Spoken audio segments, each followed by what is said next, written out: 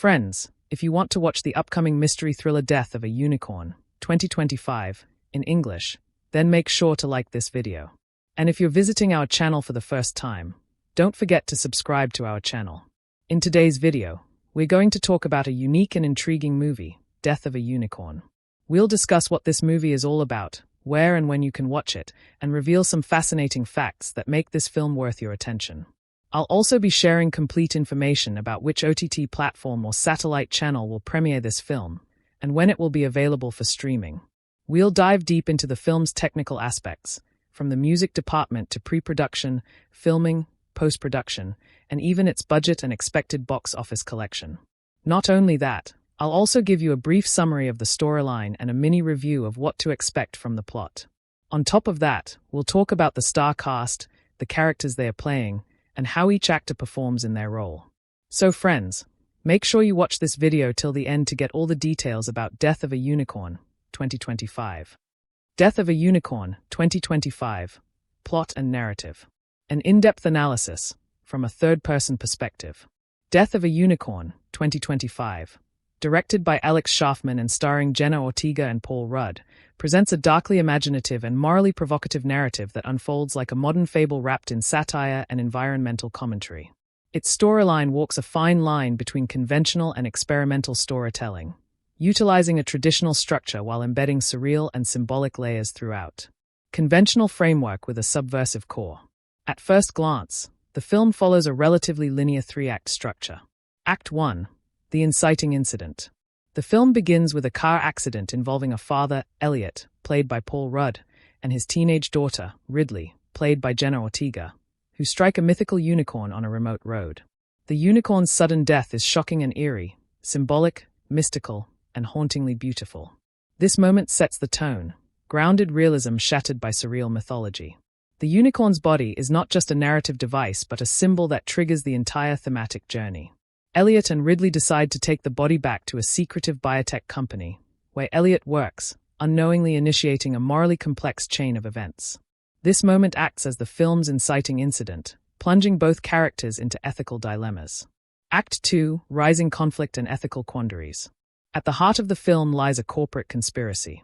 The biotech company, led by a morally bankrupt executive, sees the unicorn as a potential key to supernatural healing or profit. As the story unfolds, we see Ridley become increasingly disillusioned with the adults around her, especially her father, who is torn between protecting his job and doing what's right. The narrative explores Ridley's evolution as she uncovers the truth behind the company's dark secrets. Here, the story integrates environmental metaphors, the exploitation of nature for corporate gain, and coming-of-age themes, Ridley's loss of innocence and growing agency. The middle act is rich with tension, boardroom betrayals, secret labs, and moral reckoning, crafted to heighten suspense while exploring deeper ideas like ecological justice, father-daughter trust, and the cost of silence. Act 3. The climax and resolution. The final act brings the ethical tension to a boil. Ridley chooses to defy the company, risking everything to expose their plans. The climax is emotional and visually surreal, with echoes of magical realism. The unicorn's body becomes both a literal object and a spiritual force. The resolution offers a bittersweet ending. Justice is partially served, but at great cost. Elliot and Ridley's bond is tested, then partially mended. The unicorn's symbolic presence lingers, suggesting that the true magic lies not in exploitation, but in understanding and protecting the unknown. Key turning points. Unicorn's death. The collision scene is a metaphorical rupture, a shift from normality to mythic consequence. Discovery of corporate intent. This is the turning point where the external conflict, company versus nature, and internal conflict, father versus daughter, intersect. Ridley's rebellion. Her decision to expose the truth serves as the emotional and narrative climax. Final confrontation. A showdown between conscience and corruption, leading to the film's thematic closure. Narrative style and structure. While the film follows a linear timeline, its narrative is layered with visual metaphors, dreamlike sequences, and tonal shifts. These elements give it a semi-surreal edge, allowing it to play with perspective without fully abandoning a grounded structure. This tonal hybridity is a strength. It keeps the viewer engaged while blurring the lines between reality and myth. Additionally, the emotional beats, Ridley's disappointment, Elliot's guilt, the unicorn as a silent witness to human greed, are carefully placed to deliver thematic resonance. Thematic and emotional impact. Death of a Unicorn is less about fantasy and more about what fantasy reveals about human nature. The unicorn represents innocence, purity, and the untouched natural world. Its death is the loss of all three. The emotional arc, from wonder and awe to guilt and defiance, mirrors the broader ecological message. What we choose to exploit, we eventually lose. The film is a commentary on environmental exploitation, corporate greed, and generational conscience. It dares to ask, what is the cost of miracles in a capitalist world? Conclusion. From a narrative standpoint, Death of a Unicorn, 2025, is a bold blend of myth and modernity. It uses a clear structure to anchor viewers but fills it with symbolic depth, character-driven tension, and rich emotional themes. Its story unfolds in a way that's both accessible and profound, balancing suspense, satire, and sentiment to deliver a hauntingly memorable cinematic experience. Opening setup, exposition, and inciting incident. The film opens in a quiet, isolated rural area. Ridley, a sharp, morally curious teenage girl, is traveling with her father, Elliot, a mid-level corporate scientist, when their car strikes something on the road, a unicorn, startlingly real, wounded, and eventually dying. The atmosphere is immediately charged with an eerie, magical realism. The death of the unicorn is not just bizarre, it's poetic, unsettling, and metaphorically rich. This moment immediately establishes the film's central conflict, the collision of nature and myth with the human world driven by science, capitalism, and control. Rather than reporting it or treating the incident with reverence, Elliot, driven by professional ambition and fear of career consequences, decides to bring the unicorn's body to his employer, a mysterious biotech firm that has shown interest in unusual biological phenomena. Ridley, disturbed and intrigued, reluctantly goes along. Narrative technique used. The film opens with realism but quickly introduces magical elements, setting up a hybrid tone, like Pan's Labyrinth meets Ex Machina.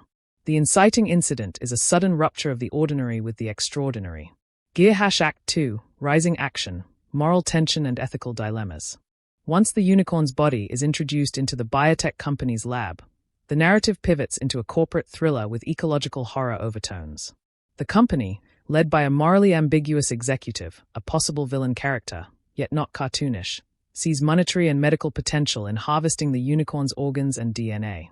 The unicorn's biological uniqueness, its potential for regeneration or immortality, could revolutionize medicine or create unethical weapons.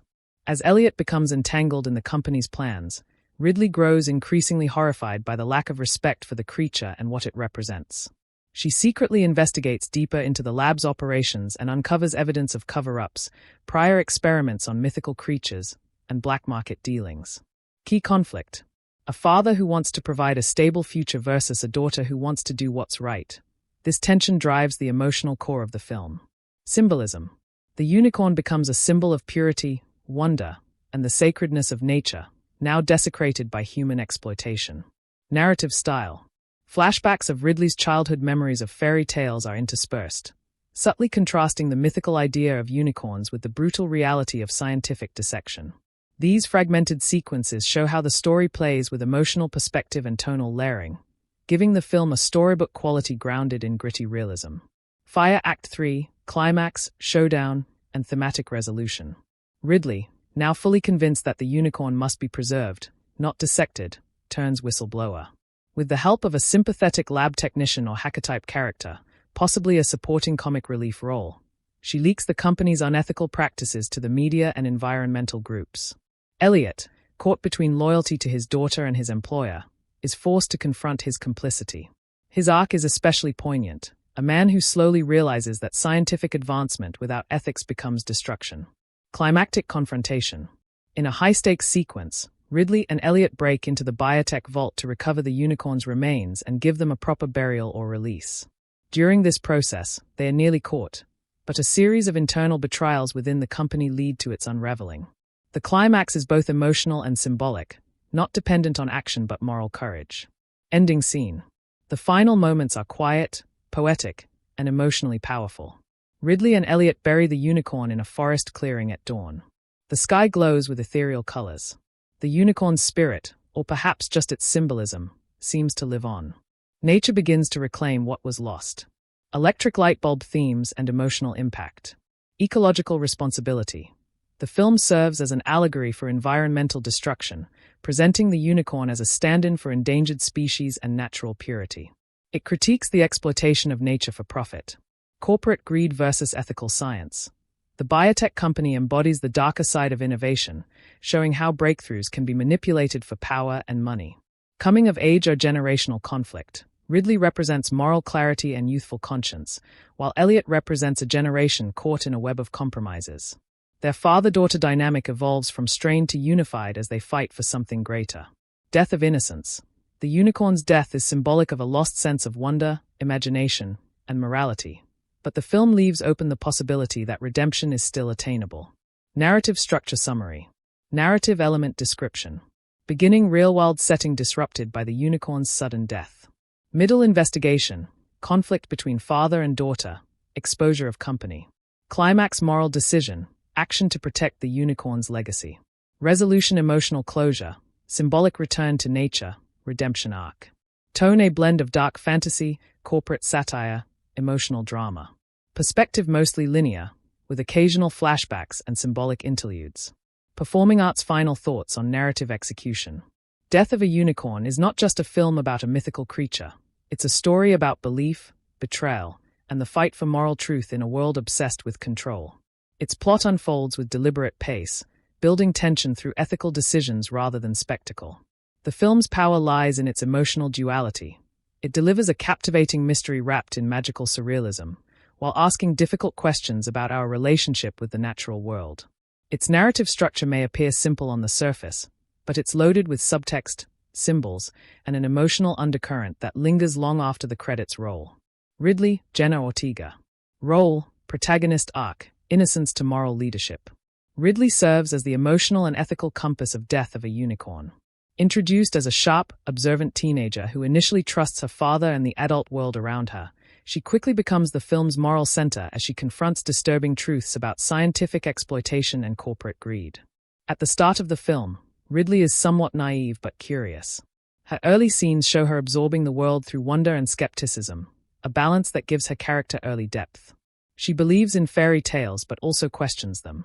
Her encounter with the unicorn shakes her worldview, not just because of the magical realism, but because of what adults decide to do with it. Transformative arc. Ridley's journey is one of growing disillusionment followed by empowerment. As she sees her father prioritize his career over doing what's right, and watches scientists treat a mythical creature as a commodity, her idealism is crushed. But rather than becoming cynical, Ridley becomes an agent of change, committing to exposing the truth and restoring dignity to what has been lost. Emotional range. Ridley moves from awe to horror, betrayal to resolve. She processes grief over the unicorn, anger at her father, fear of the corporation, and eventually strength. Ortega's performance anchors the film's emotional weight, making Ridley a multidimensional, deeply human character. Symbolic role. Ridley embodies a new generation, one that values truth over tradition, ethics over ambition, and conservation over consumption. #Microscope Elliot, Paul Rudd. Role, supporting lead arc, compromise to redemption. Elliot is a complicated figure, a loving but flawed father who tries to rationalize unethical decisions under the guise of responsibility. His character development is more internal and subtle, making his transformation one of the most powerful in the film. At first, Elliot seems like a pragmatic man doing his best to support his daughter. But when they hit the unicorn and discover its unusual biology, he sees opportunity, not out of malice, but out of a need to maintain stability in his life. He rationalizes his actions as for Ridley's future, making his choices tragically relatable. Internal conflict. Elliot is torn between his job and the fear of losing it, and his daughter's disappointment. His arc is about reckoning with passivity, realizing that silence in the face of wrongdoing is itself a betrayal. Relationship with Ridley. Their father-daughter relationship is the heart of the film. Early warmth gives way to conflict as Ridley sees his moral failings. But Elliot's growth is catalyzed by her defiance. He learns from her, not through lectures, but by watching her risk everything for the truth. Redemption. In the final act, Elliot sacrifices his position and credibility to help Ridley expose the company. His redemption is not heroic in a traditional sense. It's quiet, reflective, and deeply human. Biotech executive antagonist, unnamed. Role, corporate villain arc, power without growth. The film's antagonist is a high-ranking executive at the biotech firm, charismatic, intelligent, and chillingly utilitarian. While this character may seem like a one-note villain at first glance, they represent a critical thematic force: the dehumanizing nature of unchecked capitalism and scientific detachment. This character does not evolve in the traditional sense. Instead, their static nature emphasizes the danger of absolute moral stagnancy. Their refusal to acknowledge the unicorn's symbolic or ecological value reinforces the idea that power, when unchallenged, becomes inhumane. Function in the story. The antagonist serves not only as a direct threat to Ridley and Elliot, but also as a mirror of what Elliot could become if he continues down a path of moral compromise. Performative facade. The executive often speaks of progress, miracle cures, and saving lives, which makes them even more dangerous. They cloak greed in virtue, exposing one of the film's core messages: true evil often hides behind noble words. Supporting cast and minor characters. Sympathetic scientist or insider, potential ally character. This character may begin as just another lab worker, but grows into a quiet supporter of Ridley's cause. Possibly someone who helps her navigate the company's digital files or security systems. Their small acts of rebellion show that change begins with small choices. Environmental journalist or hacker, optional role. Introduced midway or near the end, this character assists Ridley in bringing the truth to light. While not deeply developed, they serve as a catalyst for the film's climax and provide a connection to the outside world. Revolving Hearts character relationships, shaping the narrative. Character pair relationship impact. Ridley and Elliot, the emotional anchor of the story. Their evolving trust and conflict reflect the generational clash over values and ethics. Elliot and executive represents Elliot's internal conflict, duty to a system versus duty to his daughter and humanity. Ridley and the unicorn, symbolic. Her respect for the creature parallels her respect for truth and nature. The unicorn is both a catalyst and a spiritual guide. Books, archetypes, and subversions. Ridley, the heroine, coming-of-age transformation from passive to proactive. Elliot, the reluctant ally, a fallen hero, reclaims his moral compass late. Executive, the shadow figure, personifies the dark side of ambition. Unicorn, the innocent sacrifice, our catalyst, dies early but lives on symbolically. Final thoughts on character development. The characters in Death of a Unicorn, 2025, are not only well-developed but deeply thematic. Each major character represents an idea: conscience, compromise, greed, truth, and their arcs collectively elevate the film from a surreal mystery to a profound morality tale. The emotional weight of the film depends not on spectacle, but on how each character changes, especially through their relationships with one another. Ridley's growth inspires Elliot's redemption, while the antagonist stasis highlights the cost of inaction. In the end, Death of a Unicorn is less about fantasy creatures and more about what it means to be human when faced with the magical and the morally complex. Ridley, Jenna, Ortega. Character type, protagonist age, teen archetype, the moral witness, the conscience of the story. Small blue diamond, early personality. Ridley is introduced as a teenager who is intelligent, sensitive, and quietly rebellious. Her curiosity about the world is intense. She's not a loud activist, but she asks uncomfortable questions and isn't easily convinced by adults' excuses. Her relationship with her father, Elliot, is loving but fragile. She sees him as well-meaning but compromised, a man who plays it safe and conforms to survive. In the first act, Ridley expresses wonder at the unicorn's death, unlike her father, who quickly views it as a professional opportunity. This emotional response reveals her core trait, empathy. She sees the unicorn not as a specimen, but as a sacred, dying being, an almost spiritual encounter. Small blue diamond, mid-film transformation. As Ridley learns that the biotech company wants to dissect and weaponize the unicorn's remains, she becomes the active moral force in the narrative. She doesn't become radical overnight. Instead, her emotional transformation is slow, internal, and believable. She starts keeping notes, observing the scientists' language, the way they justify unethical behavior. She records video evidence, speaks to whistleblowers, and gradually loses faith in the adult world. Her emotional betrayal by her father is the deepest wound. He lies to her, hoping to shield her, but instead drives her to take action on her own. Small blue diamond, climactic phase. In the third act, Ridley fully embraces agency. She stops being a bystander and actively sabotages the company's plans. Whether she leaks data, physically intervenes, or inspires others to act, she becomes the leader her father could never be. Emotional peak, A moment of emotional confrontation with Elliot where she says something like, "You taught me right from wrong, and now you're asking me to ignore it." Small blue diamond symbolic role. Ridley represents the next generation's ethical awakening. In a world where adults have normalized compromise, she embodies a pure moral clarity, not because she's naive, but because she refuses to lower her standards. Man #microscope Elliot, Paul Rudd. Character type, secondary protagonist, supporting lead archetype. The compromised father, the passive realist. Small blue diamond initial state. Elliot is a middle-aged scientist with a cushy job, a strained but affectionate relationship with his daughter, and a tendency to avoid confrontation. His core trait is fear. Fear of losing his job, of being seen as weak, of not being able to protect Ridley in a harsh world. When they hit the unicorn, Elliot's instinct isn't awe, it's damage control. He doesn't question why it exists or what it means. Instead, he contacts his employers. This moment reveals his fatal flaw, pragmatism without principle. Small blue diamond internal conflict. Elliot believes he's doing the right thing, for Ridley, for science, for humanity. But his justifications start to sound hollow even to himself. Ridley's questioning becomes a mirror. His own daughter becomes the voice of his conscience. He sits in tense meetings with executives, overhears plans to commercialize unicorn DNA, and begins to see the horror of what he's complicit in. Yet, for most of the film, he tries to convince himself that silence is safer than resistance. Small blue diamond turning point. His transformation is catalyzed not by external threats, but by Ridley's integrity. Watching her risk everything, Elliot finally breaks his paralysis. In the final act, he sacrifices his professional future to help Ridley, even if it's too late to undo the damage. Symbolic redemption. He helps bury the unicorn at the end, not as a hero, but as a man who has finally remembered what it means to care. Woman #briefcase the executive, unnamed antagonist. Character type, antagonist archetype. The corporate goddess of progress are the ideological enemy. Small blue diamond function and persona.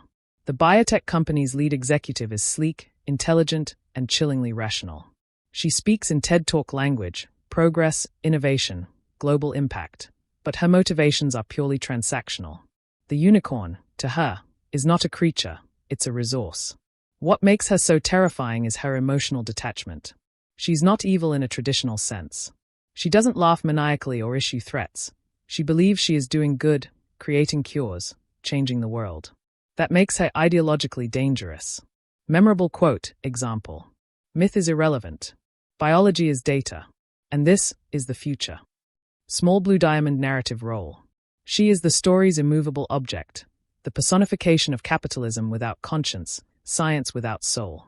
She doesn't change, and that's intentional. Her lack of development is a deliberate contrast to Elliot and Ridley, emphasizing that power rarely evolves unless forced.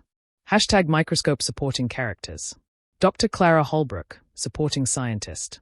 A low-level biologist or researcher who quietly questions the company's motives. She's one of the first to notice Ridley's intelligence and perhaps provides hidden help, e.g., swipes her badge so Ridley can access files. She represents the moral middle ground, someone trapped by the system but not blind to its flaws. She doesn't have a grand arc, but her small acts of conscience support Ridley's larger mission. The unicorn. While not a speaking character, the unicorn functions almost like a spiritual character in the narrative. It represents innocence, ancient wisdom, and natural balance. Even in death, its presence shapes everything. Symbolism. Innocence in a corrupt world. The death of wonder. The natural world exploited by industry. Its body becomes the battleground for every major character's morality. Broken heart relational dynamics and arcs. Relationship description narrative function. Ridley and Elliot father-daughter bond that fractures and heals drives the emotional weight and growth of both characters. Elliot and executive loyalty versus ethics externalizes Elliot's internal battle. Ridley and unicorn child and myth emotional catalyst and symbolic protector. Ridley and Holbrook youth and ally facilitates Ridley's progress without overshadowing her. Cyclone stages of character transformation, Ridley and Elliot. Stage Ridley's evolution, Elliot's evolution. Stage 1 innocence and curiosity career first, passive morality. Stage 2 disillusionment, denial, deflection. Stage 3 research and rebellion internal guilt, avoidance. Stage 4 moral action awakening, tentative support. Stage 5 leadership and clarity redemption, acceptance. Performing arts conclusion. Death of a unicorn, 2025, offers more than an intriguing story. It delivers deep, meaningful character development across every emotional beat. Each character is not only well-written but symbolically charged. Ridley is the evolving soul of the story, a symbol of hope, truth, and unyielding ethics. Elliot is the conflicted everyman, reminding us how easy it is to slip into quiet complicity. The executive is a mirror of modern systems, efficient, brilliant, and entirely lacking humanity.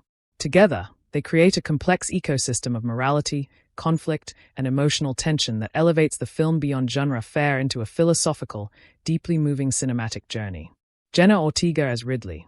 Role, protagonist performance type, emotionally anchored, layered, subtle.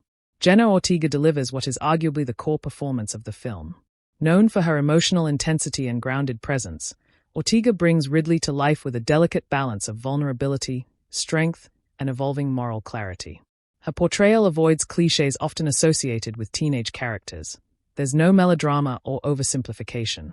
Instead, she gives Ridley a quiet intensity, embodying a girl on the edge of womanhood who is learning, hurting, questioning, and ultimately rising to action. Small blue diamond strengths of Ortega's performance. Internal conflict. Ortega excels at showing emotion without overstatement. In several scenes where Ridley silently processes her father's betrayal or uncovers the company's dark secrets, Ortega lets silence and small expressions do the work. An arch of the eyebrow, a subtle tear, a flicker of rage. Emotional arc. Her transformation from curious teenager to whistleblowing rebel feels completely natural due to her layered performance. As Ridley matures emotionally and morally, Ortega modulates her energy, beginning with hesitant reactions and ending with steely determination. Key scene highlight. A pivotal confrontation with Paul Rudd's character, Elliot, is especially memorable. Ortega shifts from heartbreak to resolve in a matter of seconds, anchoring the scene in emotional truth and delivering one of the film's most powerful moments. Verdict. Ortega's performance elevates the entire narrative. She doesn't just act the part, she inhabits it, becoming the audience's emotional anchor. #microscope Paul Rudd as Elliot. Role. Supporting lead complex father figure performance type, nuanced, understated, subtly devastating. Paul Rudd surprises audiences with a departure from his comedic persona, offering a deeply restrained and introspective performance as Elliot. His portrayal relies on internalized guilt and suppressed emotion, crafting a character that is painfully real, a man torn between duty and ethics. Small blue diamond strengths of Rudd's performance. Restraint and realism. Rudd resists the urge to be performative. His Elliot doesn't cry or rage. Instead, his guilt and indecision eat away at him slowly. This realism grounds the character, making his eventual transformation more moving. Father-daughter chemistry. The emotional heartbeat of the film lies in Elliot's relationship with Ridley, and Rudd's chemistry with Ortega is authentic and layered. In scenes where Elliot tries and fails to justify his decisions to Ridley, Rudd communicates a blend of love, fear, and helplessness that resonates deeply. Key scene highlight. In a late film scene where Elliot helps Ridley bury the unicorn, Rudd's quiet apology and breakdown is a masterclass in emotional vulnerability without theatricality. Verdict. Rudd delivers a performance of surprising depth and emotional maturity, redefining his range in dramatic territory. Woman #briefcase supporting cast. Actress TBD, as the executive antagonist. Performance type, controlled, chilling, intellectually menacing. The actress playing the biotech executive, if casting is confirmed, possibly a sharp character actor or industry veteran, gives the film its coldest performance, and that's by design. The character is a cipher, calm, articulate, and terrifying in her confidence. She represents corporate detachment, and the actress nails this balance of polished civility and cold-blooded intent. Standout trait, her delivery of corporate speak lines with such elegance and ease makes her more unsettling than a loud villain ever could be. Key scene highlight. A moment in which she dismisses the unicorn's death as a resource opportunity with a faint smile captures the horror of her ideological coldness. Verdict. While emotionally distant by design, her presence adds weight and tension to every boardroom and lab scene. A supporting actor/actress, as Clara Holbrook, biotech scientist. Performance type, quiet ally, emotionally grounded. This character, likely played by a mid-level actress known for emotionally intelligent roles, offers a grounded contrast to the corporate villainy around her. She doesn't get many scenes, but her subtle discomfort with the unicorn's exploitation humanizes the gray area within the institution. Key contribution. Her facial expressions during unethical briefings and her eventual decision to help Ridley are silent but significant gestures of conscience. Unicorn Head the Unicorn, symbolic role. Though not performed by a human actor, the unicorn's design, presence, and physical performance, CGI or animatronic enhanced, deserve recognition.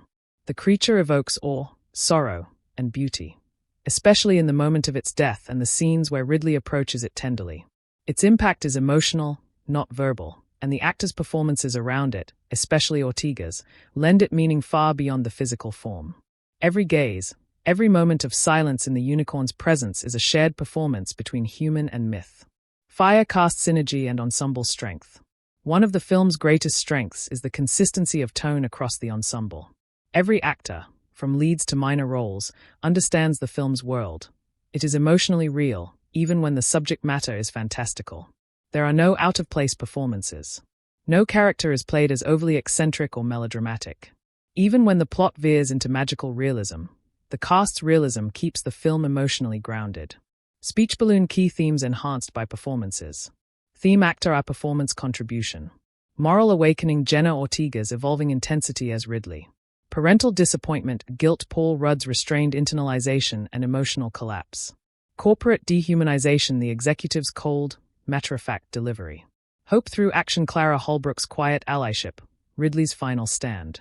Spiritual loss of wonder the unicorn's symbolic presence and the cast's reverence or dismissal of it. Clapperboard final verdict. The performances in Death of a Unicorn, 2025, are not just functional, they are transformative. Jenna Ortega leads with a performance that is fierce and fragile, guiding viewers through the film's ethical labyrinth.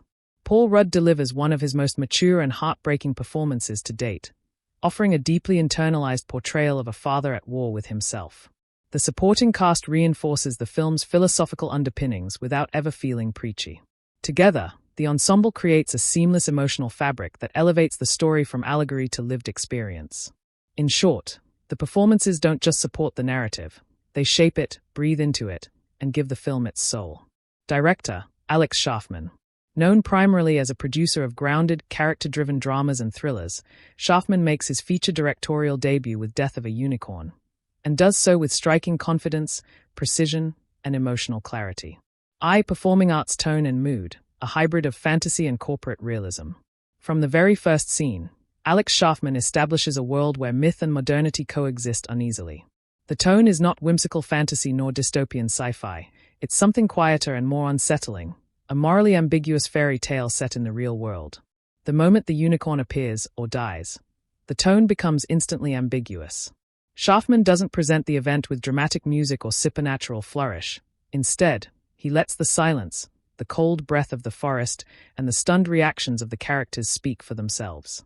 Mood management is masterful. Moments of awe shift quickly into dread, and innocence is often juxtaposed with clinical detachment. Scharfman never lets viewers feel fully safe or entirely horrified. He lingers in the discomfort zone, forcing the audience to sit with the consequences of the characters' choices. Directorial theme. Magic dies quietly in the hands of those who can't recognize it. 2. Storytelling approach, a modern fable with ethical undertones. Rather than relying on exposition or dialogue-heavy world-building, Scharfman tells the story through visual metaphor, character-driven tension, and symbolic imagery. His direction invites viewers to interpret rather than consume. Symbolism in framing. In early scenes, Ridley is often framed next to natural elements, trees, wind-blown grass, soft light. As she enters the biotech world, these are replaced with steel, fluorescent lights, and reflective glass. Scharfman's blocking subtly shows her disconnection from nature as the story progresses. Minimalist world-building. Instead of long-winded explanations about the unicorn's origins, Scharfman trusts the mystery. He leaves room for audience interpretation, which heightens the film's allegorical weight. This choice makes the story universal and timeless. 3. Stopwatch pacing, tense, measured, and emotionally driven. Scharfman structures the film with a deliberate pace, not slow, but contemplative. He avoids rapid cuts and instead favors long takes, slow zooms, and observational cinematography, which allows the emotion to grow organically. Act 1. The setup unfolds slowly, allowing us to understand Ridley and Elliot's dynamic before the unicorn's death. The collision scene is shockingly still, a choice that lets the viewer process it alongside the characters. Act 2. The corporate scenes are tighter, colder, and more rhythmically structured, almost like a procedural thriller. The contrast between the quiet forest and the rigid office helps to increase tension. Act 3. As Ridley takes action, Scharfman picks up the pace slightly, but never turns the film into a chase or action-driven climax. The tension is emotional, not kinetic. The finale is meditative, with long shots that give closure without melodrama. 4. Film shot composition and visual language. One of Scharfman's standout strengths as a director is his eye for composition. Working with his cinematographer, likely an indie art house collaborator, he crafts a visual language that reflects the film's core theme: the loss of innocence in a commodified world. Symmetry and distance. In biotech scenes, characters are often placed in rigid symmetry, cold, calculated, small in the frame. These compositions emphasize how characters are trapped in systems bigger than themselves.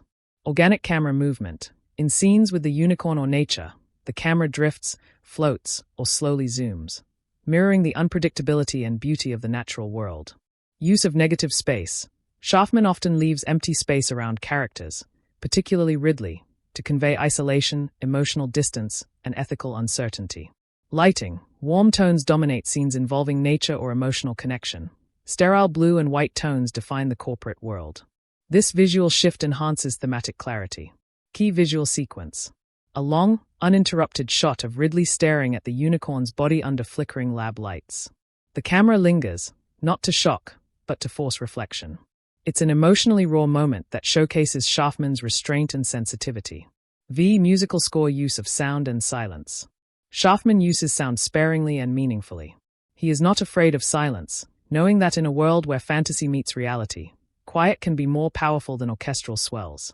No overbearing score. Emotional scenes are often unscored or paired with subtle ambient textures, making the audience feel what the characters feel without manipulation. Sound design. The unicorn's presence is accompanied by delicate, strange natural sounds: bird wings, breath, leaves, distant echoing tones. It creates a mythical but grounded oral space. 6. Cyclone thematic directorial choices. Scharfman doesn't spell out the film's message. Instead, his choices create a moral labyrinth for the audience to walk through. Every element, camera angle, dialogue pause, lighting shift, forces viewers to reflect on the film's central questions. What happens when wonder meets greed? Can morality survive inside a system built on exploitation? Is truth more important than safety?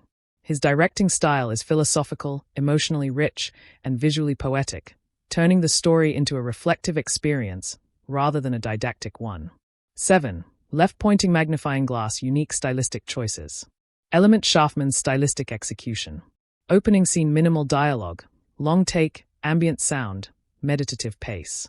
Transitions nature to corporate shifts done via color temperature, audio changes, and spatial compression. Unicorn's death scene shot with reverence and silence, not horror or spectacle. Flashbacks interspersed with fairy tale visuals and soft lensing to contrast with cold present reality. End sequence static camera on burial scene, wide framing, sun rising behind trees, symbolizing renewal. Conclusion. In Death of a Unicorn, 2025, Alex Scharfman proves himself not only as a capable first-time director, but as a distinct, thoughtful cinematic voice. His choices are never loud or flashy. They are intentional, meditative, and ethically driven. He avoids the traps of traditional fantasy or horror, choosing instead to create a hybrid world of emotional realism, visual poetry, and mythic resonance. Through his direction, the story transcends genre and becomes a parable for our times, about innocence lost, truth pursued, and nature quietly resisting commodification. Final verdict. Scharfman directs Death of a Unicorn like a painter guides a brush. Every frame is meaningful, every silence is earned, and every decision reflects a deep understanding of tone, character, and moral consequence. Would you like a scene-by-scene breakdown of directorial techniques, a comparison to other directors' styles, or a visual storyboard-style summary of key moments next? Cinematographer, Eric Yu. Known for his visually poetic approach, Eric Yu crafts a cinematographic landscape in Death of a Unicorn that is equal parts haunting, intimate, and thematically rich. His work doesn't merely decorate the story, it deepens it, guiding the viewer emotionally and morally through the film's complex world. I-framed picture visual duality, nature versus corporatism. At its core, Death of a Unicorn is a story of moral conflict between the natural world, represented by the unicorn, and corporate greed, embodied in the biotech company. You reinforces this conflict through clear visual contrasts between settings. Nature scenes. Filmed using natural light, often at golden hour, soft, warm light with long shadows. Camera movement is slow, fluid, almost dreamlike, evoking peace and reverence. Wide, open compositions give space to breathe, suggesting freedom, innocence, and magic. Corporate to urban scenes. Lit with cool, sterile lighting, mostly overhead fluorescents or harsh LEDs. Framing is tighter, with characters boxed into glass offices, metal labs, or grey hallways. Camera movement is more rigid and functional, using static shots or slow, mechanical pans to reflect detachment. Effect. This duality makes the viewer feel the tension between wonder and exploitation before a word is spoken. 2. Film camera angles and movement, emotional perspective. Eric Yu employs a character-focused approach to camera angles, using subtle shifts to reflect emotional states and character arcs. Low-angle shots of Elliot, Paul Rudd, often used in the boardroom or lab, positioning him as a figure of power and corporate dominance. However, these shots never make him feel heroic. They evoke control and sometimes intimidation. Over-the-shoulder are point-of-view shots for Ridley, Jenna Ortega, often used when she's observing the unicorn or witnessing disturbing actions. These shots pull the audience into her moral dilemma, creating empathy through shared gaze. Tracking shots in nature. One particularly notable sequence involves a single long tracking shot of Ridley and her father walking through the woods just before the accident. The gentle, side-scrolling movement mirrors the fragility of the moment before everything changes. Handheld close-ups. Used sparingly but effectively, particularly during emotional confrontations or when characters are in psychological distress. These close-ups bring intimacy and a sense of raw, unfiltered humanity.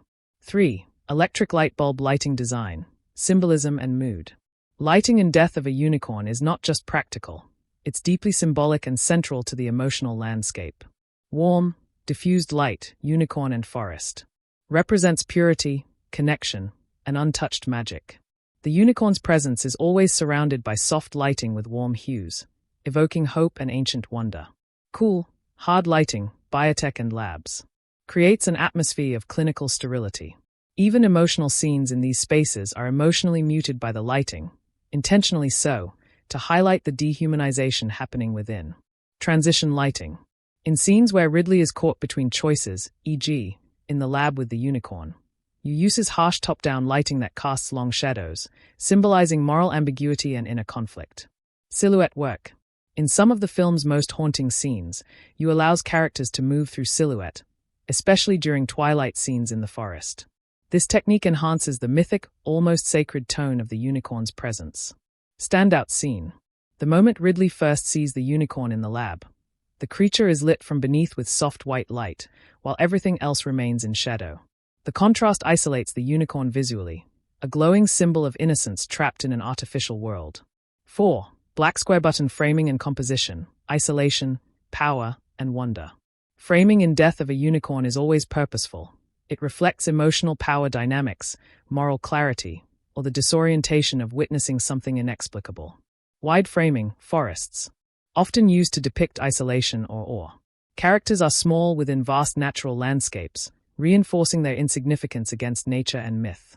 Central framing, unicorn. When the unicorn is present, Yu places it dead center in the frame, a compositional anchor, forcing the audience to confront it directly. Symmetry in corporate spaces. The biotech offices are framed with perfect symmetry, showing order, power, and artificiality. However, this symmetry often feels oppressive. There's no visual escape. Reflections and glass. Used heavily in boardrooms and labs to suggest duplicity, detachment, and the blurring of ethical lines. One scene has Elliot speaking with his reflection in the glass, a clever metaphor for self-deception. Cyclone atmosphere, tension and beauty. Used cinematography evokes a wide range of emotional responses, from awe to unease, through well-calibrated visual choices. Atmosphere. Forest scenes have an almost enchanted haze, soft focus backgrounds, bokeh effects, shafts of light cutting through trees. It feels otherworldly but grounded. Tension. In lab scenes, Yu uses tight, overlit compositions with shallow depth of field, blurring the background, making the space feel disorienting and hostile. Beauty. The unicorn's death scene is one of tragic beauty. Lit like a funeral painting, with low sunlight glinting off its horn and body, the scene doesn't exploit shock, it mourns magic's loss. 6. Framed picture visual motifs and symbolic imagery. Throughout the film, Eric Yu reuses visual motifs that deepen the film's symbolic layers. Visual motif symbolic meaning. Trees are branches interconnectedness, fragile life systems. Glass reflections duality, illusion of control. Backlit silhouettes spiritual elevation, moral clarity. Blood on snow beauty corrupted, innocence destroyed. Conclusion. The cinematography of Death of a Unicorn is a quiet triumph of visual storytelling. Eric Yu doesn't just capture the action. He elevates the narrative's emotional and thematic core through every lighting choice, camera angle, and visual contrast. His work makes the unicorn feel real and sacred, the biotech world feel detached and menacing, and the story's ethical undertones feel personal and urgent. Final verdict. Yu's cinematography is not only beautiful, it's philosophically rich. It draws the viewer into a moral tale disguised as fantasy, using the camera not as an observer but as an emotional guide. Through his lens, Death of a Unicorn becomes a meditation on what we lose when we fail to protect wonder. Edited by Jennifer Vecchiarello. Jennifer Vecchiarello, whose past work includes both indie dramas and psychological thrillers, brings a deliberate, emotionally calculated rhythm to Death of a Unicorn.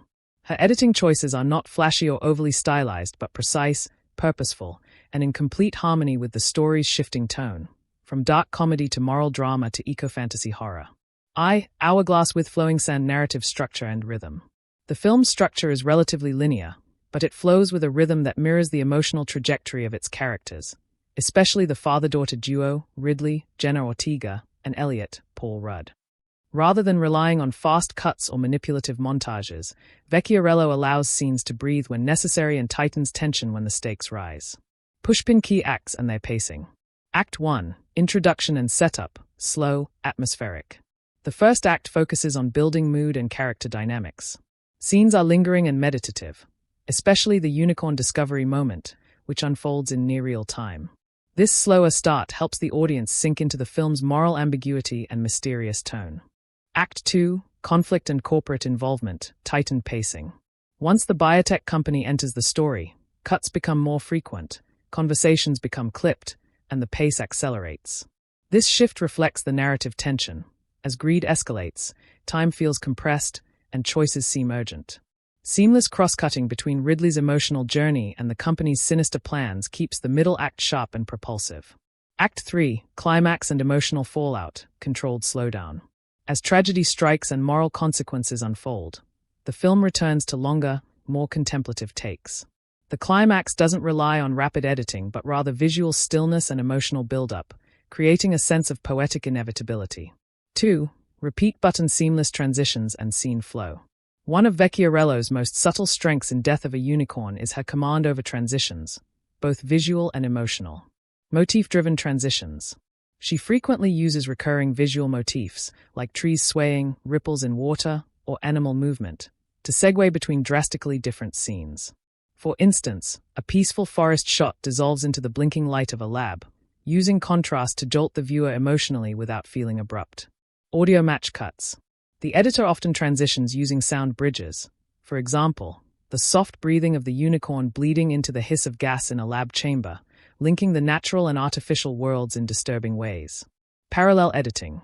During pivotal sequences, such as when Ridley confronts her father while scientists prep the unicorn for testing, Vecchiarello uses parallel timelines to heighten suspense. These scenes are carefully timed so that both emotional beats land simultaneously, reinforcing the film's central tension between love, guilt, and corporate control. 3. Pacing in dialogue versus action. The film includes a mix of dialogue-heavy character moments and minimalistic, tension-filled sequences. Vecchiarello treats both with equal care. Dialogue scenes. Conversations are often intercut with small, telling silences or character reactions. This lets emotional beats settle, rather than rushing to the next line. Editing choices allow viewers to feel the weight of words, especially in confrontations between Ridley and Elliot. Action or suspense scenes. Unlike traditional thrillers, action here is emotionally grounded. One notable scene involving a corporate raid on the unicorn's hidden location is edited with rising tension, each shot held just long enough to build dread, with sharp, impactful cuts at moments of decision or violence. 4. Scales / balance of tension and stillness. Pacing isn't just about speed, it's about emotional calibration, and Death of a Unicorn is a masterclass in that regard. Stillness is power. Some of the most gut-wrenching moments, such as Ridley realizing what the unicorn's death means, are edited with long, uninterrupted takes. These scenes could easily drag, but the emotional stakes are so strong that the stillness becomes captivating rather than stagnant. Moments of tension are earned. When tension spikes, e.g., lab confrontations, moral betrayals, the editing becomes almost invisible, fluid, sharp, and cinematic without being overbearing. There's no excess in transitions or unnecessary exposition. Everything feels earned. V. Performing arts emotional and thematic impact. Vecchiarello's editing ensures that the audience feels every moral question, every emotional rupture, not just follows the plot. Moral dilemma scenes. Cut rhythm slows, allowing viewers to dwell in uncomfortable ambiguity. For example, Ridley looking at herself in a mirror after witnessing the unicorn in captivity is edited to hold just a beat longer than expected, forcing emotional reflection. Catharsis. The film's final scenes, especially the unicorn's symbolic legacy, are presented in lyrical montage, combining slow fades, voiceovers, and natural imagery. This creates a haunting aftertaste that lingers long after the credits roll. End with left arrow above conclusion. The editing and pacing of Death of a Unicorn are key to its success. Rather than following a traditional genre rhythm, Jennifer Vecchiarello builds a cadence that is emotionally immersive and thematically resonant. The film's pace adapts fluidly to the shifting tone, slow and reflective during discovery, tight and tense during conflict, and mournfully still during resolution. Final verdict. With editing that serves emotion over momentum, and transitions that blend meaning with mood, Death of a Unicorn finds a cinematic rhythm that's both hypnotic and heartbreaking. It proves that storytelling isn't just about what you show, but how long you let it breathe. Editorial vision, more than just rhythm. Editor Jennifer Vecchiarello approaches Death of a Unicorn not as a linear narrative to be trimmed into shape, but as a living psychological experience. Her cutting choices are not dictated by time or action, but by emotional beats, moral tension, and symbolic weight. The film's editing is designed to feel uneasy and introspective, a mirror to its protagonist's unraveling morality and the film's clash between innocence and corporate greed. Each cut is deliberate, not to rush the story, but to guide emotional and ethical engagement. Cyclone I multilayered narrative flow. Gear / structural cadence. The film subtly uses the three-act structure, but with asymmetrical timing. Act 1 takes its time, extending over 40% of the runtime to ground the audience in emotion and environment. Act 2 is densely packed, fast-cut, and fragmented, mirroring the character's loss of control. Act 3 decelerates into stillness and sorrow, unfolding like a slow exhale of consequence. This asymmetry keeps viewers unsettled but intrigued, a pacing technique that matches the film's hybrid tone, mystical, tragic, and darkly satirical. Emotional rhythm over plot efficiency. Rather than propelling the plot at a constant speed, Vecchiarello edits for emotional spikes. Moments of wonder. The unicorn's discovery is edited with long, uninterrupted wide shots, letting viewers absorb the mythical weight. The camera lingers not for spectacle, but for intimacy. Background sounds, breathing, distant birds, light wind, are allowed to breathe between cuts, creating a slow, dreamlike tempo. Moments of betrayal or dissonance.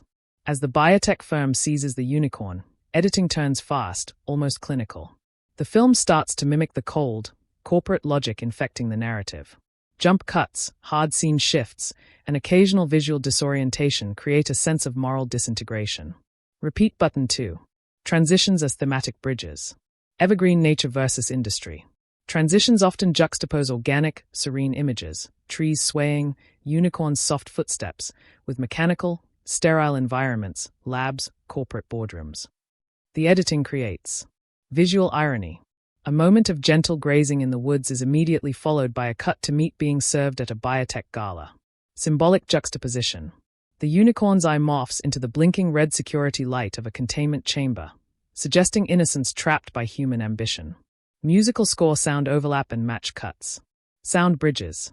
The sound of corporate applause from a press conference bleeds into Ridley's breakdown in the woods. This oral collision blurs internal and external realities. Match cuts. A blood droplet falling from the unicorn's leg dissolves into a red wine glass being toasted by shareholders, subtly condemning the commodification of the sacred. Performing Arts 3. Scene pacing and emotional control. Counterclockwise arrows, cyclical editing rhythm. The film's editing returns to certain visual patterns throughout the story.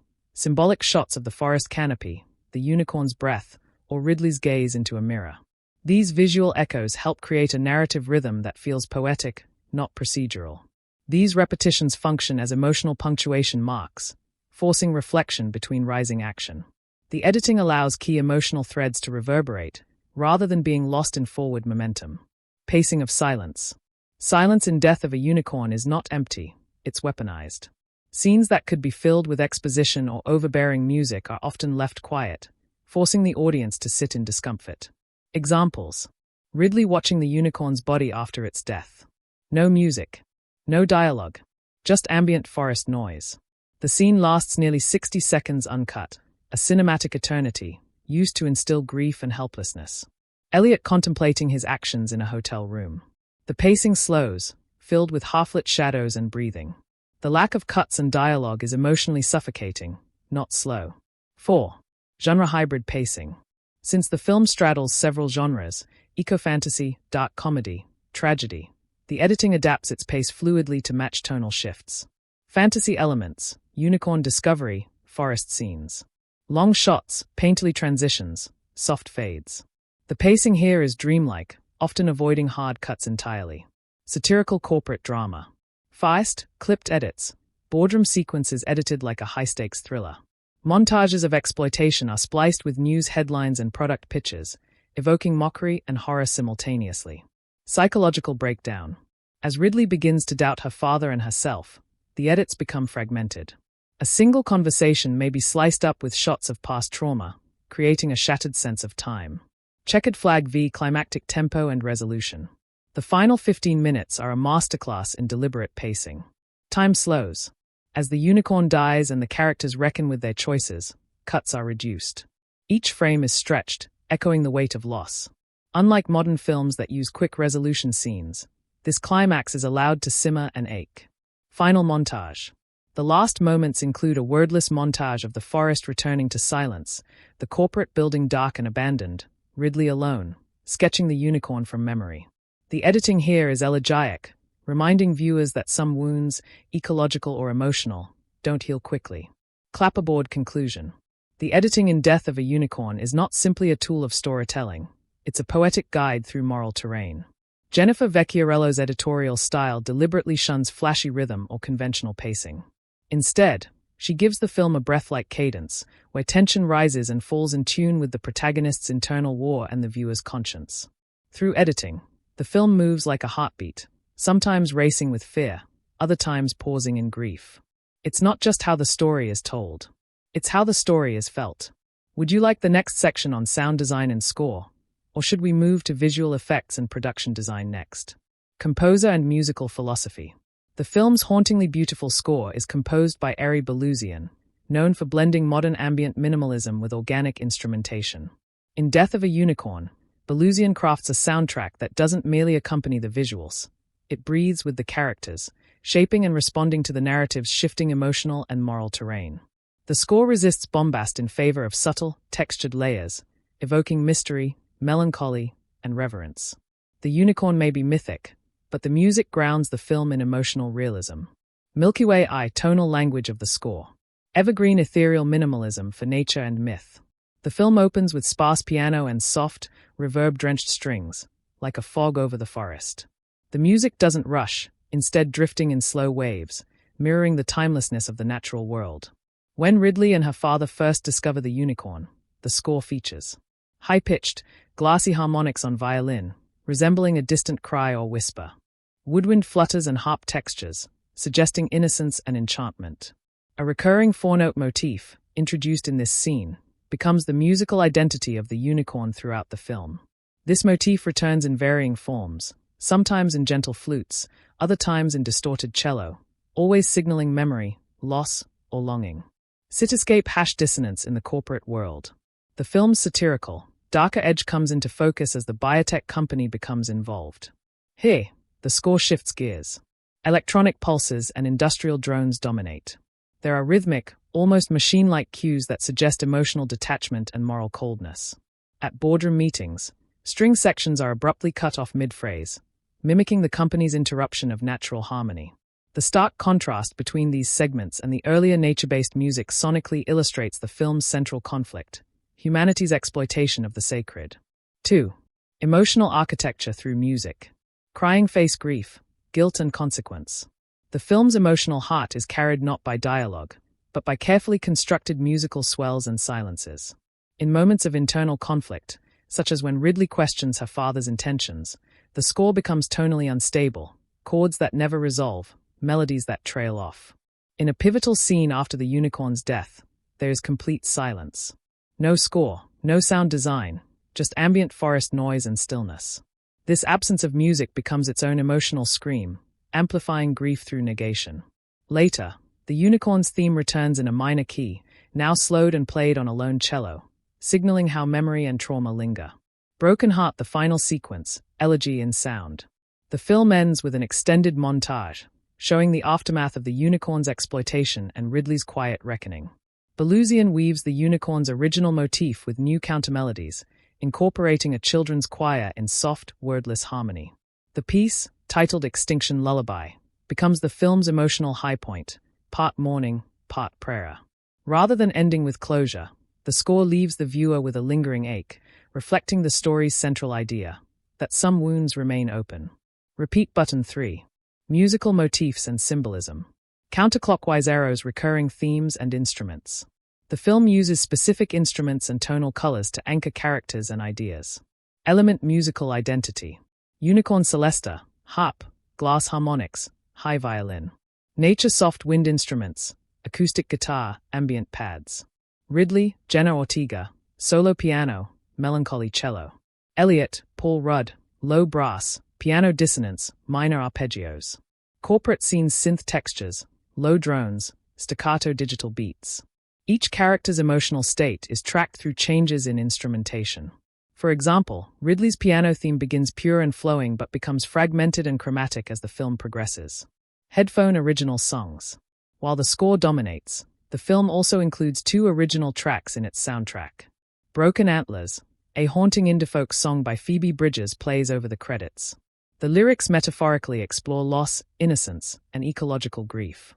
Unnatural Selection, a satirical corporate anthem that plays during a biotech conference, written in an ironically upbeat pop style, juxtaposing horror with fake cheer. These musical choices enhance the film's emotional range, from quiet devastation to sharp satire. Speaker off 4. The role of silence. Silence in Death of a Unicorn is as important as any note. Ari Belusian intentionally leaves several scenes unscored to allow the natural world to speak: rustling trees, breathing animals, distant thunder. Intensify emotional weight. Key confrontations are left raw and unscored, making discomfort palpable. Highlight themes of disconnect. In scenes where corporate executives make life-changing decisions, their dialogue plays over clinical silence, amplifying their coldness. This strategic use of silence makes the presence of music even more impactful when it returns. Clapperboard conclusion. The soundtrack and score of Death of a Unicorn are a masterclass in restraint, atmosphere, and emotional storytelling. Rather than guiding the audience with obvious cues, Ari Belusian's music listens to the film first, responding to its rhythms, silences, and spiritual weight. Whether through a simple piano note or a shattering choral swell, the music becomes the film's conscience, mourning what is lost and whispering what remains.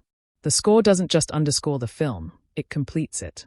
Death of a Unicorn, 2025, Themes and Messages.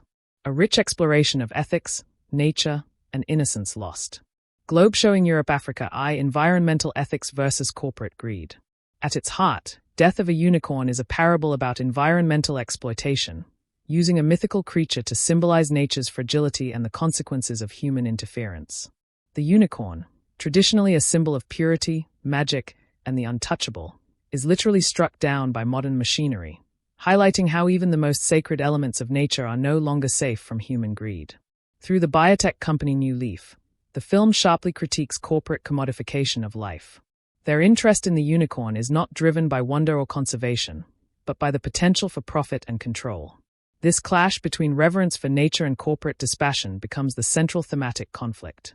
The unicorn's death is not just an event, it's a metaphor for the world's loss of innocence and spiritual connection to nature. 2. Science without morality. The film asks a haunting question. What happens when science advances faster than ethics? New Leaf's attempt to harvest unicorn DNA to create new medical or military applications mirrors real-world anxieties about genetic manipulation, bioengineering, and pharmaceutical monopolies. Rather than demonizing science itself, the narrative targets the misuse of knowledge, when curiosity is hijacked by ambition. Elliot's character, played by Paul Rudd, embodies this tension. As a biologist and father, he is torn between scientific wonder and ethical paralysis. The film uses his internal conflict to explore how well-intentioned people become complicit in harm when they remain silent. The message is clear: knowledge without accountability can be as dangerous as ignorance. 3. The innocence and wisdom of youth. Ridley, Jenna Ortega, the teenage daughter, serves as the moral compass of the story. She represents the younger generation, observant, morally awake, and emotionally intuitive. While the adults rationalize, deny, or retreat into professional detachment, Ridley confronts the truth with painful clarity. Her bond with the unicorn isn't scientific or utilitarian. It's emotional, symbolic, and spiritual. Through her eyes, the audience experiences the tragedy not as a scandal, but as a soul-deep violation of trust.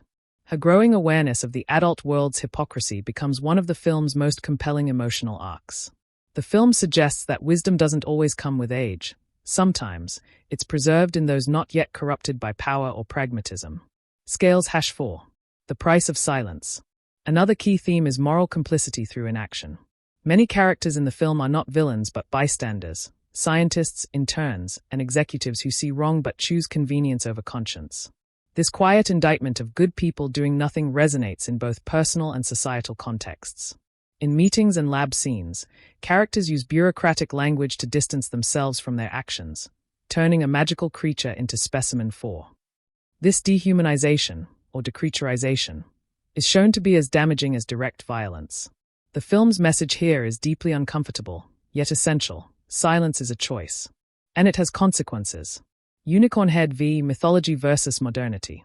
The unicorn symbolizes not only nature, but myth, belief, and wonder, elements slowly being erased by technology, cynicism, and capitalism.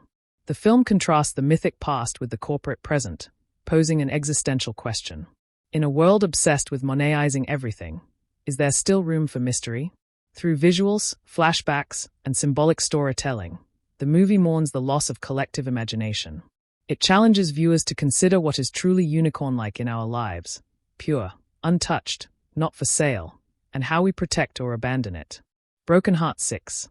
Guilt, redemption, and irreversible damage. While the narrative critiques systemic corruption, it also explores personal guilt and the longing for redemption. Elliot's arc is shaped by regret, as he slowly realizes that his complicity has consequences beyond the lab. Ridley's confrontation with her father isn't just moral, it's emotional, reflecting a breakdown of trust between generations. Importantly, the film doesn't offer an easy path to forgiveness. There's no magic fix. The unicorn is gone, and no discovery or lawsuit can undo that. The story insists that some damage is permanent, and some lessons come too late. This lack of neat resolution adds to the film's emotional honesty and forces viewers to confront their own boundaries between right, wrong, and what they ignore. Bullseye 7. Closing message. A call for reverence. Ultimately, Death of a Unicorn is a meditation on reverence, for life, for nature, for innocence, and for things we do not fully understand. It urges the viewer to question the systems that normalize harm, and to find the courage to speak up, even when it's inconvenient. In a world where everything can be measured, bought, or modified, the film asks, what is sacred? And what are we willing to protect? Thought-provoking takeaway. Is progress still progress if it comes at the cost of our humanity? Who decides what lives are valuable? Can we reclaim wonder in a world that keeps selling it back to us in pieces? These are the questions Death of a Unicorn leaves the audience pondering long after the credits roll. A grounded approach to fantasy. Death of a Unicorn uses its visual effects not to overwhelm, but to ground the supernatural in reality. The film avoids flashy overuse of CGI and instead opts for a subtle, integrated approach, one that enhances immersion rather than distracting from it. The titular unicorn, a creature of myth and elegance, is the central visual effect, and its rendering is a testament to modern digital artistry.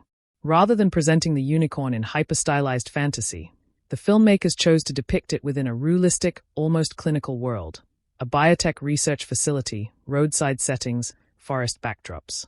This juxtaposition of magical realism against sterile corporate spaces creates a visual tension that reinforces the film's themes. The unicorn never feels like a special effect. It feels like a living, breathing creature, out of place, vulnerable, and heartbreakingly real. Unicorn Head 2.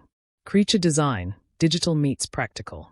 The unicorn itself was brought to life through a hybrid technique, a combination of motion capture animation, detailed CGI fur and skin rendering, and practical animatronic models used for close-ups.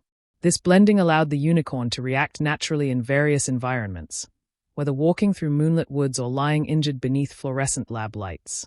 The eyes were a key point of emotional expression, digitally animated with high fidelity to convey pain, innocence, and fear.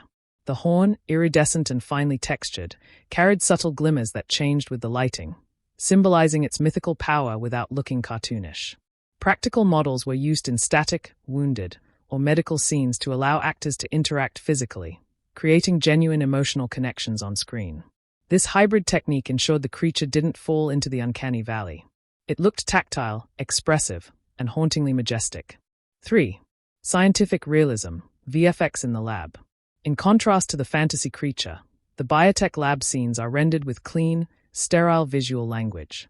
Screens, holograms, and augmented reality interfaces were created with sleek, minimalist VFX to reflect modern science's cold efficiency. Interactive DNA modeling, medical scans, and unicorn tissue analysis visuals were inspired by real-world medical imaging software, giving the film a sense of authenticity. The VFX team deliberately avoided over-stylized HUDs, heads-up displays, opting instead for muted, functional designs, grounding the unicorn's dissection in unsettling realism. These visual choices emphasize the cold contrast between the magical and the clinical, between wonder and exploitation. Evergreen 4. Nature sequences and environmental effects. The forest scenes, especially those surrounding the unicorn's initial appearance, feature naturalistic CGI enhancements. Trees sway with a digitally augmented breeze, moonlight is used with precision lighting effects, and subtle bioluminescence is seen around the unicorn's presence, adding a mystical glow without overwhelming realism. The mist and ambient glow surrounding the unicorn in one key nighttime scene feel ethereal yet believable. CGI-enhanced leaf movements, reflections on water, and subtle shimmer trails from the unicorn's hooves are used sparingly to heighten magic. These moments contrast beautifully with the later clinical visuals in New Leaf's labs, enhancing the theme of lost purity and corrupted wonder. Microscope VFX as metaphor.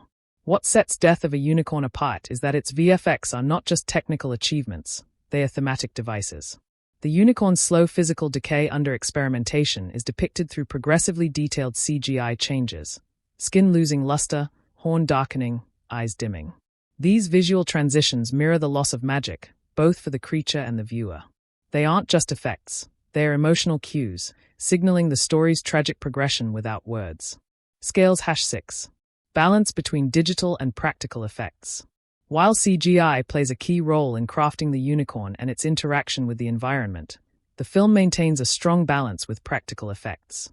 Bloodwork, injuries, lab tools, and physical prosthetics ground the unicorn in scenes requiring physical touch.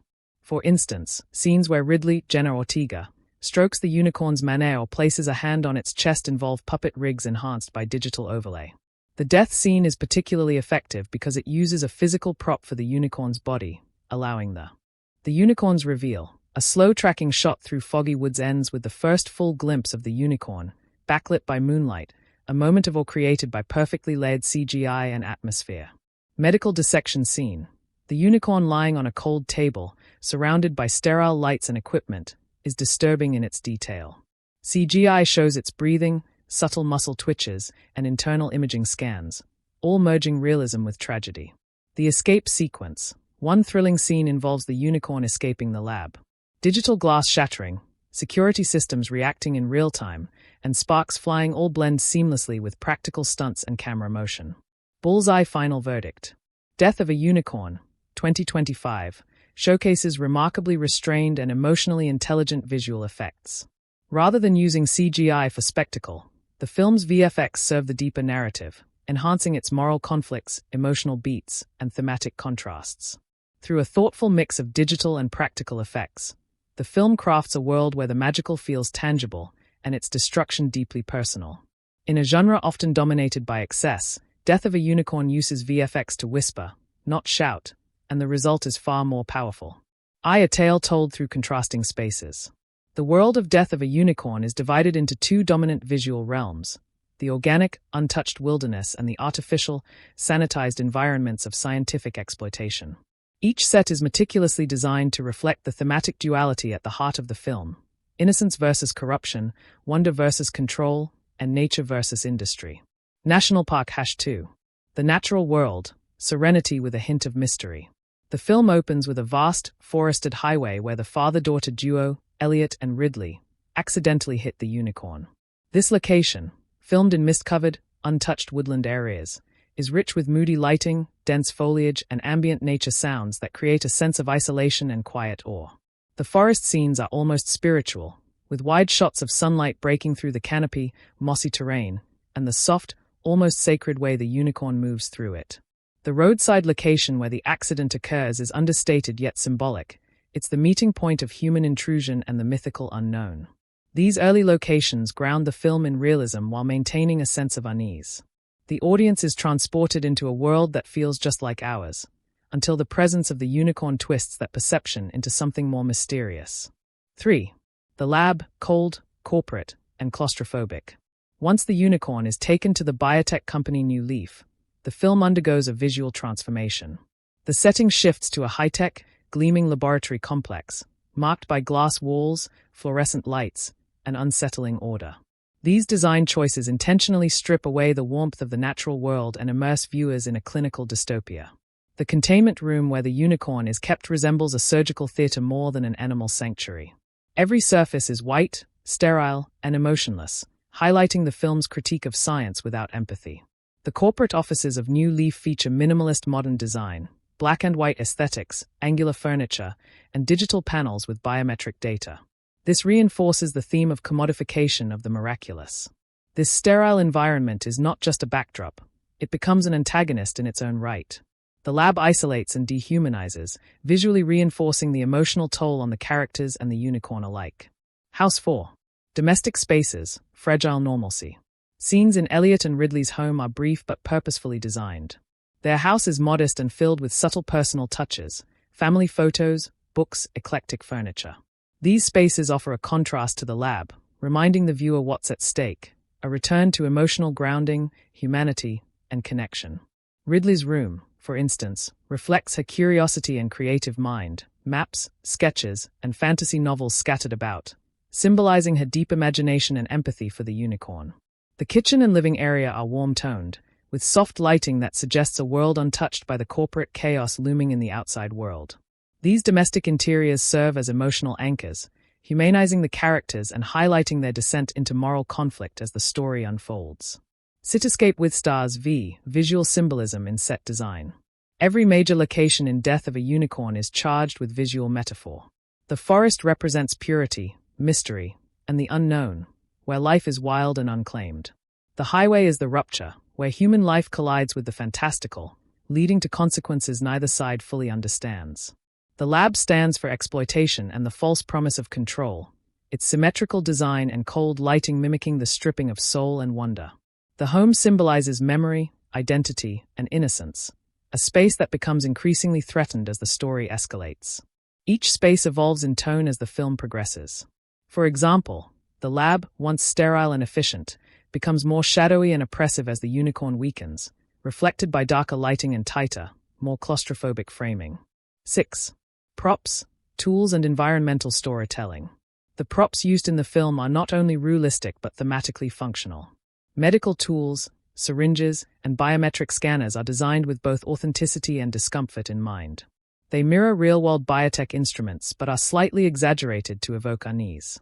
Unicorn-related artifacts, like the horn shavings, tissue samples, or blood vials, are treated by the characters as priceless scientific material, but visually they resemble something sacred and desecrated. A recurring prop, a childhood unicorn figurine on Ridley's shelf, offers symbolic resonance. It reappears near the end as a visual link between her childhood wonder and the brutal reality she faces. Round Pushpin 7. Outdoor and public locations. Besides the forest and the lab, the film features transitional outdoor spaces that enrich the narrative's progression. A new studio where New Leaf executives attempt to spin the story to the public, clean, futuristic, and eerily polished. A parking garage chase scene that's gritty and grounded, highlighting the physical stakes. A hidden field toward the climax, where Ridley attempts to release the unicorn, surrounded by a landscape now turned autumnal, representing the final, fragile return to nature. These secondary locations are short-lived, but each is carefully constructed to push the emotional and narrative arc forward. Bullseye final verdict. The set design and locations in Death of a Unicorn, 2025, are a masterclass in environmental storytelling. From the raw, untouched forest to the glass and metal laboratories of New Leaf, every space in the film is crafted to echo the emotional, moral, and thematic stakes of the characters. The production design never distracts. Instead, it silently reinforces the narrative's moral tension.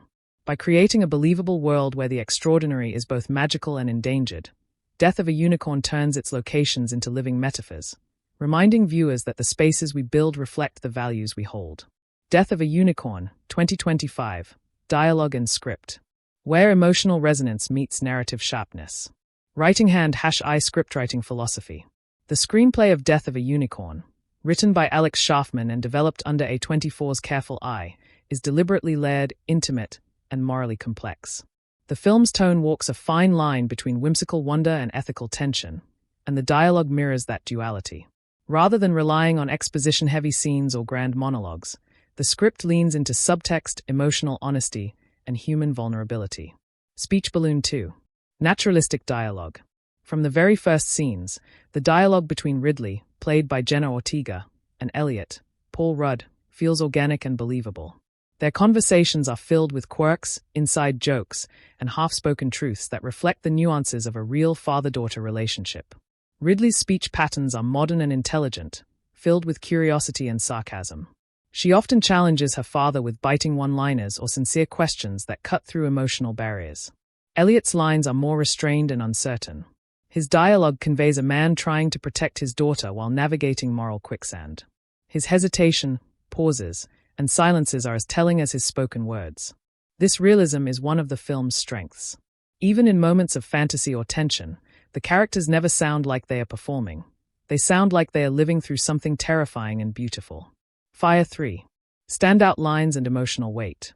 There are several memorable lines in the film that crystallize its themes or deliver an emotional punch. These aren't delivered with fanfare. They emerge organically in key moments. Speaking head in silhouette #Ridley, to Elliot, if magic can die on the side of the road, then what are we even saving?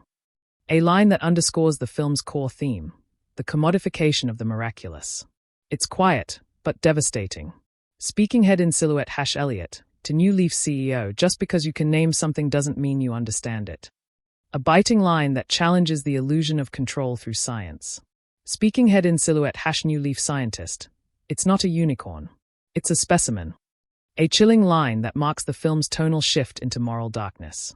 These lines linger not just for their wording, but because they are anchored in emotionally charged scenes, often backed by strong performances and evocative score.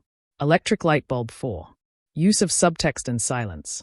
The script often allows silence to speak volumes. In scenes involving the unicorn, particularly when Ridley observes the creature alone, there is minimal dialogue, relying on glances, breathing, and subtle body language. This restraint gives the script an almost poetic weight and respects the audience's intelligence. The lack of dialogue in certain scenes contrasts sharply with more corporate-heavy scenes at New Leaf, where characters speak in calculated jargon, layered with doublespeak. The contrast serves the film's larger commentary. Truth often lives in silence, while control hides behind words. Performing Arts v. Balancing tone with wit. Despite the film's serious subject matter, the script contains sharp, dry humor, especially in the earlier scenes. Ridley's sarcasm and Elliot's deadpan responses give the film a heartbeat and make the characters more endearing. Example: Ridley, examining the unicorn. So, do we call animal control, or Hogwarts? This line is not only funny, but it signals the tension between disbelief and responsibility. The humor isn't overdone, It's timed with precision and vanishes almost completely in the film's latter half as the tone becomes darker. This tonal progression reflects the loss of innocence, both thematically and narratively. 6. Moral complexity in dialogue. One of the most striking aspects of the script is how it doesn't spoon-feed moral conclusions. Characters often argue, wrestle with guilt, and contradict themselves. For example, Elliot justifies handing over the unicorn to New Leaf for the promise of saving lives through medical science. Ridley condemns the decision as exploitation, even as she wonders whether one miracle should save millions. These philosophical clashes are never resolved through simple rhetoric. The film lets contradictions sit uncomfortably, forcing the viewer to confront them. 7. Character voice distinction. Each character in Death of a Unicorn has a distinct voice, a clear sign of good screenwriting. Ridley's dialogue is emotionally charged, rebellious, and youthfully idealistic. Elliot's voice is pragmatic and guilt-ridden, slowly unraveling as he faces his choices. New Leaf executives speak with corporate detachment, even when discussing something as emotionally potent as a dying unicorn. The unicorn, though voiceless, is central to the script. The way others speak about it reveals their values, fears, and aspirations. This voice consistency ensures the narrative remains grounded, even when it veers into surreal or symbolic territory. Bullseye final thoughts. The dialogue and script of Death of a Unicorn, 2025, are among the film's strongest elements. By blending realism with allegory, warmth with dread, and humor with heartbreak, the screenplay creates a narrative voice that is intimate, unsettling, and thought-provoking. The script refuses to be predictable, eschewing melodrama for quiet devastation and ethical ambiguity. In the end, the words spoken in Death of a Unicorn don't just move the plot forward.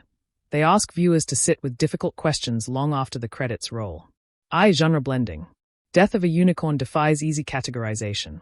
While marketed loosely as a fantasy black comedy, the film intricately blends elements of satirical dark comedy, fantasy and speculative fiction, corporate thriller, father-daughter drama, environmental and ethical allegory. Rather than fully embracing any single genre convention, it cross-pollinates tones and styles in a way that feels intentional and thematically cohesive. 2. Subverting fantasy tropes.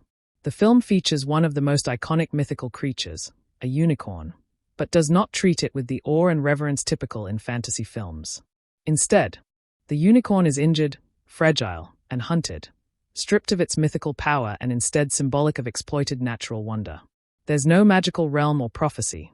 Instead, the unicorn's presence clashes against a hyper-capitalist, clinical world. This approach deconstructs fantasy tropes, transforming the creature into a moral dilemma rather than a narrative savior. Where traditional fantasy might use a unicorn to spark a quest or magical transformation, Death of a Unicorn uses it to reveal humanity's flaws, greed, denial, and commodification. Office Building 3. Satire and black comedy. The movie's dark humor is razor-sharp, often targeting biotech, pharmaceutical industries, and environmental exploitation. The corporate executives at New Leaf are depicted with exaggerated civility that barely conceals predatory ambition, a hallmark of satire. Key genre subversions include executives more interested in patents than preservation, PR strategists discussing how to spin the unicorn's existence, boardroom debates that feel like villainous TED Talks. This cynical tone makes the film a black comedy with bite, akin to titles like Don't Look Up or Sorry to Bother You. 4. Philosophical sci-fi elements. While not hard science fiction, the film edges into speculative fiction territory by raising deeply ethical questions. Should one endangered life be sacrificed to cure millions? Can nature survive human intervention if it's always treated as a resource? These questions ground the fantasy in real-world moral complexity, turning the narrative into a philosophical allegory. Unlike typical fantasy films which are escapist, Death of a Unicorn asks viewers to confront uncomfortable truths. Explosion symbol V. Pacing and suspense. The middle act plays out almost like a slow-burn corporate thriller. Ridley and Elliot become trapped within a morally decaying biotech compound. Secrets unfold through leaked documents, surveillance systems, and tension-building boardroom scenes. There's a growing sense of dread, not from monsters, but from the cold logic of institutional power. Rather than chase scenes or explosive battles, suspense is built through dialogue, betrayal, and emotional stakes, a unique twist for a film involving mythical creatures. 6. Human drama. Amidst genre experimentation, the emotional core remains a character-driven drama. The father-daughter relationship provides a familiar structure, making the complex narrative accessible. Their evolving bond adds emotional gravity to the surreal situation. Their moral disagreements mirror generational and ethical divides in society. This allows the film to tether genre flourishes to genuine emotion, avoiding genre fatigue and cliché. Scales #7. Balancing genre tones. One of the film's most impressive feats is how it balances its many genre tones. Genre element execution. Fantasy used sparingly and symbolically, not escapist. Comedy sharp, situational, often unsettling. Drama anchored in real relationships and consequences. Suspense are thriller built through pacing and ethical tension. Satire constant and biting, especially in corporate scenes. This tonal balancing act makes the film feel fresh and genre-defiant, much like earlier A24 projects, The Lobster, Ex Machina, that blend genre with existential questioning. 8. Innovation versus cliché. The film avoids most genre clichés, especially those tied to magical realism or creature-centric narratives. No chosen one. No magic-based solution. No antagonist with a simple evil motive. No fantasy world. Everything happens in a disturbingly grounded reality. Instead, the unicorn serves as a mirror to humanity rather than a fantastical solution. Even moments that flirt with cliché, like government agents, secret facilities, or corporate conspiracies, are twisted into morally ambiguous set pieces, removing the clear good vs evil binary often found in fantasy or adventure films. Final thoughts. Death of a Unicorn, 2025, succeeds not by strictly adhering to genre expectations, but by weaponizing them, using fantasy and satire to expose human flaws, using comedy to deepen drama, and using suspense to critique power structures. It doesn't just subvert genres, it elevates them through moral complexity and stylistic restraint. The result is a film that defies easy labeling but leaves a lasting impact, provocative, original, and genre-defiant in the best way possible. Environmental exploitation and eco-capitalism. At its core, Death of a Unicorn functions as a biting critique of environmental exploitation disguised as corporate benevolence. The film presents the unicorn, an ancient, sacred, and nearly extinct creature, as a metaphor for nature's final cry, confronting an indifferent capitalist system. New Leaf, the biotech conglomerate, represents modern eco-capitalist branding.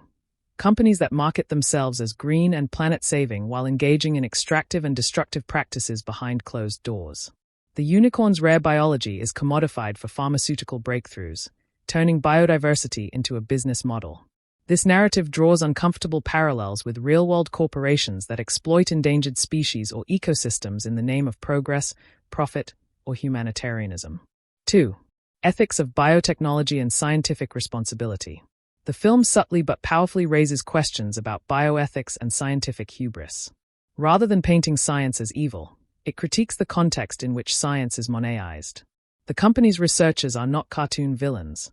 They are logical, data-driven, and genuinely believe they are doing good. This approach highlights how moral compromise often hides behind spreadsheets, peer-reviewed journals, and funding deadlines. The unicorn, though mythological, is treated like a biotech anomaly, and its magical essence is parsed like DNA. The film uses this dissonance to spark a conversation about the dangers of removing ethics from innovation. 3. The illusion of corporate morality. Death of a Unicorn delivers a scathing commentary on corporate performativity, particularly how companies construct moral facades while chasing profit. The executives speak in corporate jargon about sustainability initiatives and ethical harvesting protocols, even as they debate sacrificing a sentient being. PR teams focus on how to frame the discovery for public approval instead of considering the unicorn's rights or welfare. This portrayal mirrors how many modern corporations co-opt social and environmental movements for branding, without changing the underlying systems of harm. #Girl 4. Generational conflict and moral awakening. The father-daughter dynamic between Ridley and Eloise introduces intergenerational moral friction. Ridley, a pragmatic corporate man, initially sees the unicorn as an opportunity. Eloise, empathetic and principled, challenges the system from within. This arc reflects modern generational divides, younger generations demanding ethical accountability in the face of older generations' complicity with broken institutions.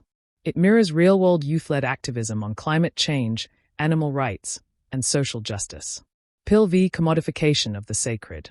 The unicorn traditionally symbolizes purity, rarity, and spiritual transcendence, yet in the film, it's hooked to 4 lines in sterile labs. Tested, bled, and harvested.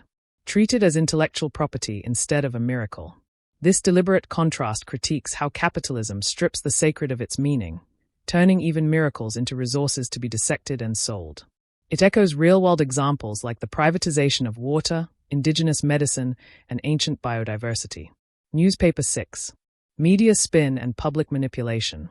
The film also examines how information is filtered and manipulated.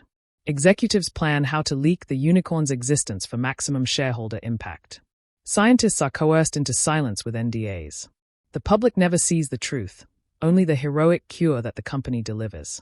This is a clear commentary on media gatekeeping, misinformation, and the way power structures control narratives to shape cultural perception. Fire 7. Power, silence, and moral cowardice. A recurring theme is how those who could stop injustice remain silent. Some scientists disagree with the company's treatment of the unicorn but choose complicity over resistance. Ridley's moral struggle highlights how economic dependency breeds ethical paralysis.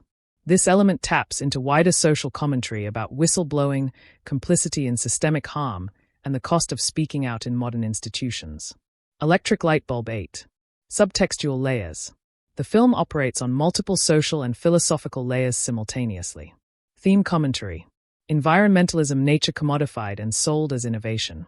Capitalism, morality sacrificed at the altar of profitability. Generational change, youth-driven moral clarity versus adult resignation.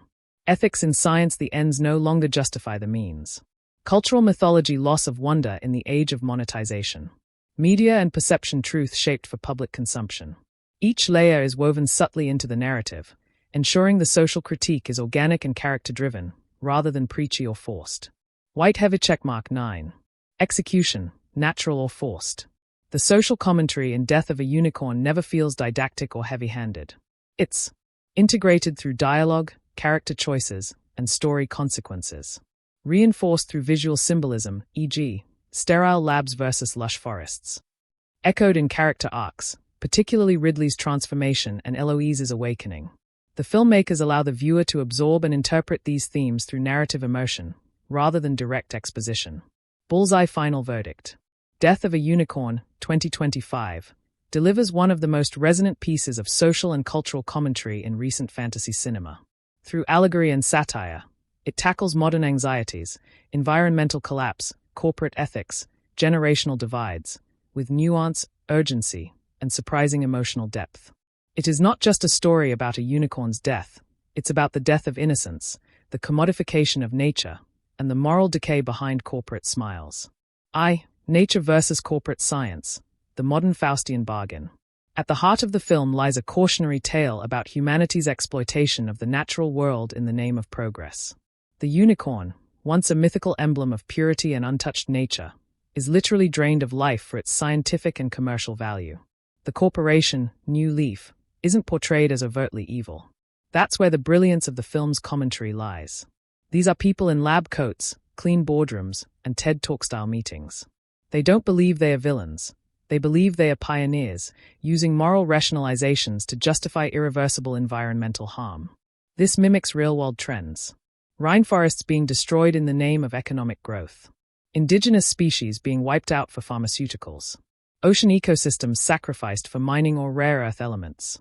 The unicorn, in its loneliness and majesty, becomes a stand-in for the last untouched piece of earth, bleeding in silence while board members argue over its value per share. 2. Herb eco-capitalism and greenwashing satire. One of the film's most striking commentaries comes through its subtle satire of eco-capitalism, where saving the planet becomes a branding strategy. New Leaf publicly markets itself as a savior of Earth while engaging in the very behaviors that endanger it. Examples include a press conference about revolutionizing natural cures is juxtaposed with scenes of the unicorn being sedated and dissected.